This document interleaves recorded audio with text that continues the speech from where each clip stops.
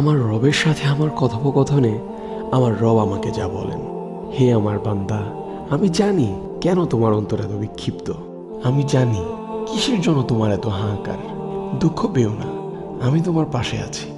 আমি তখনও তোমার পাশে ছিলাম যখন এই পৃথিবীতে তোমার অস্তিত্বও ছিল না। আমি তখনও তোমার পাশে ছিলাম যখন মাতৃগর্ভে এক অচেনা পরিবেশে ছিলে তুমি। আমি তখনও তোমার পাশে ছিলাম যখন তুমি আমায় চিনতেও না। আমি তখনও তোমার পাশে ছিলাম যখন তুমি আমার অবাধ্য ছিলে। আমি এখনো তোমার সাথেই আছি। তুমি ধৈর্য ও সলাতের মাধ্যমে আমার কাছে সাহায্য প্রার্থনা করো। আমি তোমার পাশেই আছি। এই দুনিয়াবাসী তোমার কিছুই করতে পারবে না। আমি জানি তারা যা বলে তা তোমাকে খুব কষ্ট দেয়। আমি জানি তাদের আচরণ তোমার অন্তরকে ছিন্ন বিচ্ছিন্ন করে দেয়। তুমি শুধু নীরবে সহ্য করে যাও। অচিরেই তুমি জানবে তুমি ভুল ছিলে না। হে আমার বান্দা, তুমি সব সময় আমায় বলো কেউ আমাকে বুঝে না। আপনি তো আমাকে বুঝেন। হ্যাঁ, আমি তোমাকে বুঝি। তোমার অন্তর সম্পর্কে আমি সম্পূর্ণ অবহিত।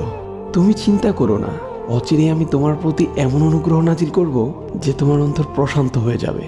তুমি তো আমায় সব সময় ডেকে ডেকে বলো, ইয়া আল্লাহ, আপনি আপনার প্রতিশ্রুতি পূর্ণ করুন, আমায় কষ্টের পরে স্বস্তি দিন।